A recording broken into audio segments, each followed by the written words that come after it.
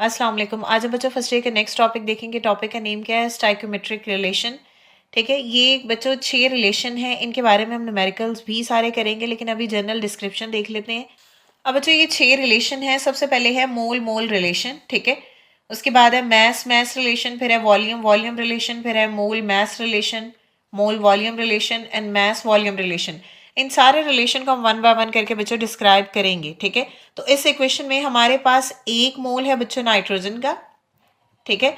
और इसमें हाइड्रोजन के मोल कितने हैं? 3 मोल हैं इसमें हाइड्रोजन के। तो जब 1 मोल नाइट्रोजन हो, 3 मोल हाइड्रोजन हो, तो ये दोनों मिलके क्या बनाएंगे? ये बनाएंगे 2 मोल बचे अमोनिया के। तो ये है मोल मोल रिलेशन, ठीक। इसी तरह बच्चों इनके मैस भी होते हैं, तो उस रिलेशन को हम बोलेंगे मैस मैस रिलेशन। अगर कोई गैस होगी तो उसके लिए हम वॉल्यूम वॉल्यूम रिलेशन की टर्म यूज करेंगे। इसी तरह मोल मैस रिलेशनशिप होगा, मोल वॉल्यूम रिलेशनशिप होगा और मैस वॉल्यूम रिलेशनशिप होगा, ठीक है।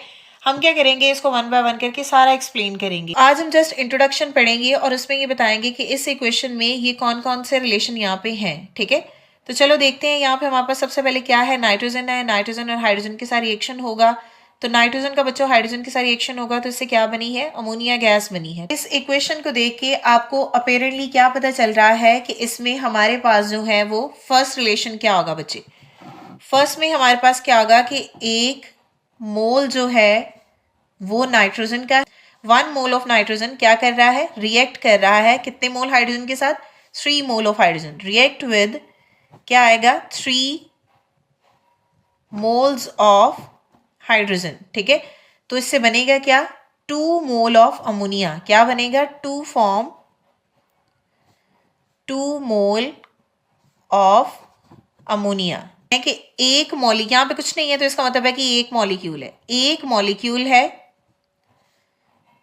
नाइट्रोजन का। यहाँ पे क्या है? 1 molecule of nitrogen react with 3 molecule of hydrogen to form 2 molecule of ammonia, ठीक है। तो सेकेंड रिलेशन ये भी आ सकता है, nitrogen react with 3 molecule of hydrogen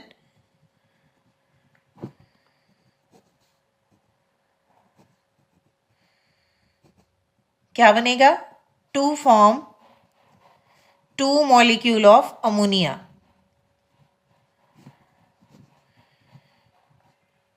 clear?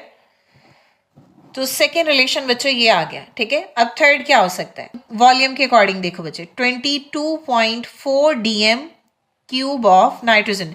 Because ये एक वॉल्यूम है ना, एक मोल है ना, तो ये एक वॉल्यूम है ना, तो यहाँ पे फिक्स वैल्यू आएगी 22.4 DM cube of nitrogen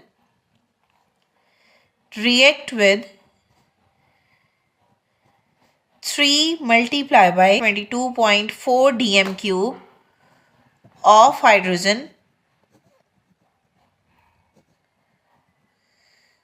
to form 2 multiply by 22.4 dm cube of NH3, ठीक है। अब बच्चों यहाँ पे देखो, अगर एक मोल है तो इसके लिए हम फिक्स वॉल्यूम यूज करते हैं, वो होता है 22.4 डीएम क्यूब, ठीक है। अब यहाँ पे कितने मोल है? 3 है, तो इसका मतलब है कि हम 3 को मल्टीप्लाई करेंगे 22.4 से, तो आपके पास इसका आंसर क्या आएगा? 67.2 डीएम क्यूब, ठीक है। 22.4 डीएम क्यूब ऑफ नाइट्रोजन जो है वो रिएक्ट करेंगे 67.2 डीएम क्यूब ऑफ हाइड्रोजन से, और इससे बनेगा क्या? 2 multiply by 22.4 DM cube of ammonia. अब इसको मल्टीप्लाई करो तो आंसर क्या आएगा? 44.8 डीएम क्यूब, ठीक है। हमने जो ये वाला रिलेशन बताया, ये कौन सा रिलेशन है? मोल मोल रिलेशन, ठीक है।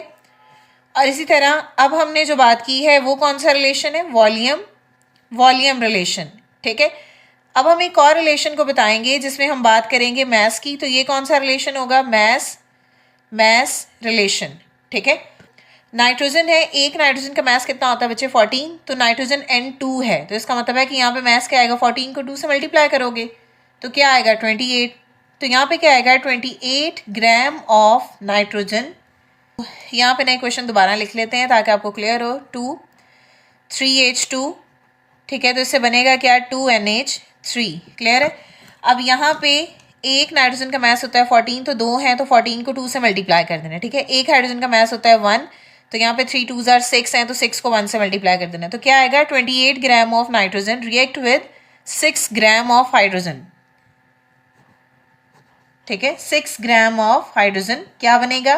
2 फॉर्म 2NH3 है तो एक नाइट्रोजन का मास कितना होता है बच्चों 14 और एक हाइड्रोजन का मास कितना होता है 1, तो यहाँ पे कितने हैं 3, ठीक है। अभी हम ये वाला मॉलिक्यूल जस्ट लेंगे तो यहाँ पे क्या आ जाएगा 3, तो 14, 15, 16, 17, टोटल कितने हो गए 17, बाहर कितना है ये 2, तो 17 को मल्टीप्लाई कर दो आप 2 से, 2 7 जार 14, 4 इधर 1 इधर, 2 1 जार 2 और 1 3, यहाँ पे क्या आ जाएगा 34, तो यहाँ पे क्या आ जाएगा to form 34 gram of NH3। ये तो जनरल मैंने आपको बच्चों एग्जाम्पल से बताया, हम इन सारे रिलेशन को जो है वो आगे एग्जाम्पल से एक्सप्लेन करेंगे। आपकी बुक में नेक्स्ट कुछ प्रॉब्लम्स दी गई हैं उनको सॉल्व किया गया तो उसको हम 1 बाय 1 करके एक्सप्लेन करेंगे, आपको मजीद क्लियर हो जाएगा, ठीक है।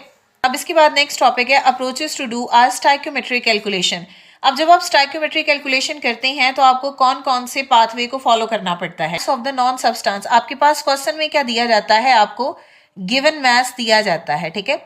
गिवन मास ऑफ सॉलिड, अगर सॉलिड चीज होगी तो इसका मास होगा और अगर कोई चीज जो है वो गैस होगी तो उसका वॉल्यूम दिया जाएगा, ठीक है। तो क्या दिया जाएगा गिवन वॉल्यूम, ठीक है, ऑफ गैस, क्लियर।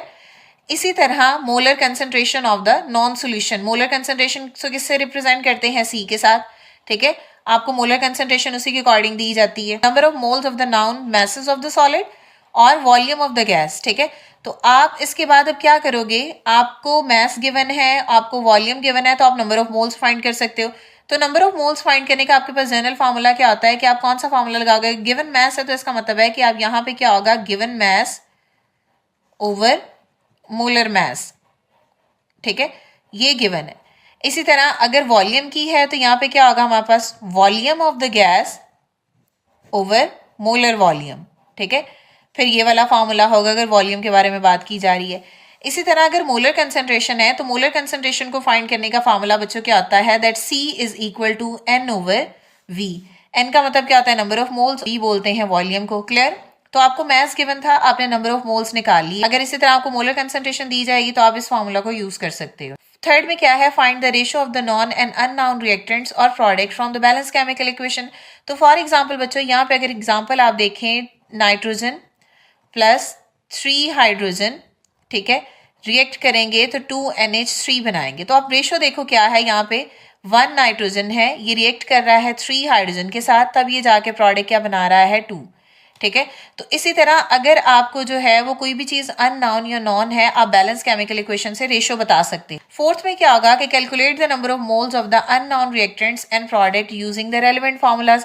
अब क्योंकि हमारे पास एक से ज्यादा नंबर ऑफ मोल्स फाइंड करने के फार्मूलाज हैं, तो आप रिएक्टेंट्स एंड प्रोडक्ट के number of moles according to relevant formula निकाल सकते हो, ठीक है। ये पॉइंट्स जो है ना, ये हम आगे प्रॉब्लम्स में सॉल्व करेंगे, आपको मजीद क्लियर हो जाएगा। इसके बाद बच्चों लास्ट पे है convert the number of moles of the unknown to the mass, volume और concentration of the substances. For example आपने नंबर ऑफ मोल्स जो है वो निकाल लिए हैं किसी भी चीज के, तो आप नंबर ऑफ मोल से आप किसी भी चीज का मास और वॉल्यूम जो है वो फाइंड कर सकते हो। ये अप्रोचेज है, यानी ये स्टेप्स है जिनको आप फॉलो करके न्यूमेरिकल्स को सॉल्व करोगे, क्लियर है। तो नेक्स्ट वीडियो में बच्चे हम न्यूमेरिकल सॉल्व करेंगे। आई होप कि आपको आज का लेक्चर क्लियर हो गया होगा। अगर स्टिल कोई भी क्वेश्चन है तो आप कमेंट कर सकते हैं। नेक्स्ट वीडियो तक के लिए अल्लाह हाफिज।